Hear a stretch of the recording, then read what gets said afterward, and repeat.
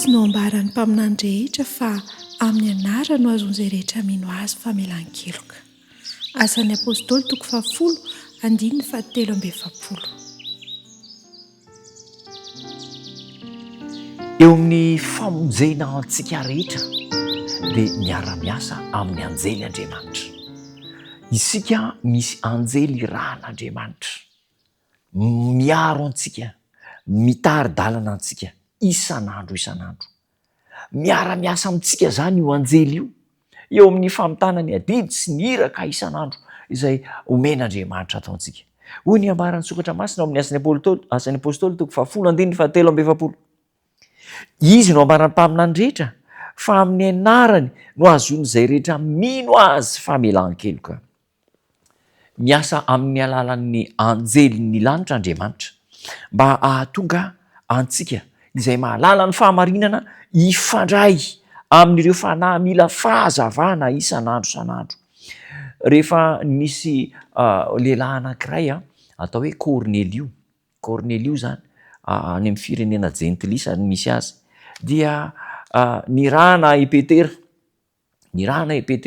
Nahita an'ilay fahitana zany Petera hoe teo amin'ny tapitrano natory izy, dia nanofy dia hoe misy biby be dia be dia hano, biby malody sy madio tao anatin'ilay lamba, dia hoe vonoika hano. Dia hoy Petera, tsy mbola ninana biby malody tsy madio aho ozy izy, fa biby madio ihany. Dia niverina intelo izay nofo izay. Le nofo zany tsy hoe mahazo mihinana an'izao rehetra izao tsika, fa fanoharana omen'Andriamanitra mba hiteny hoe tsy misy olona maloto zany eto ambonin'ny tany. Mantsy ny Cornelio any amin'ny firenena maloto.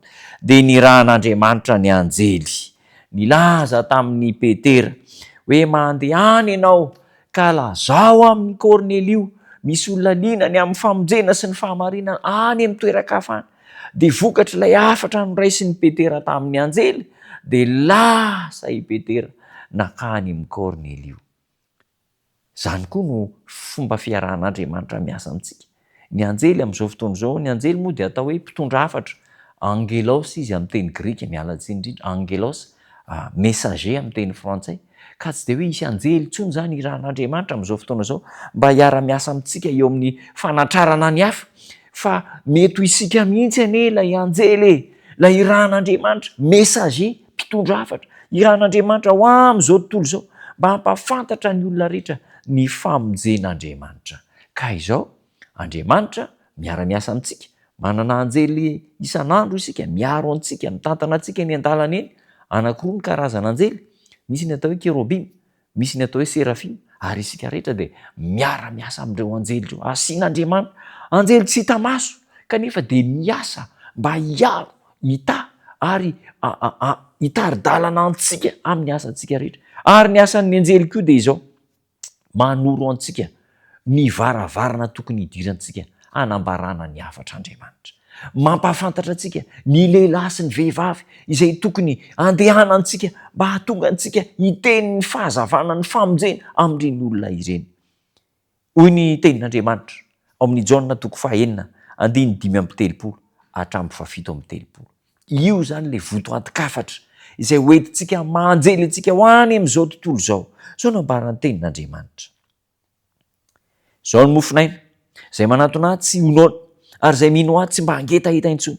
Izay rehetra omeny indray koa dia anatona, ary izay manatona dia tsy mba ho laviko. Izao se ianao ny fitaovana ampiasain'Andriamanitra mba hiteny any amin'ireny Cornelio izao tontolo izao ireny.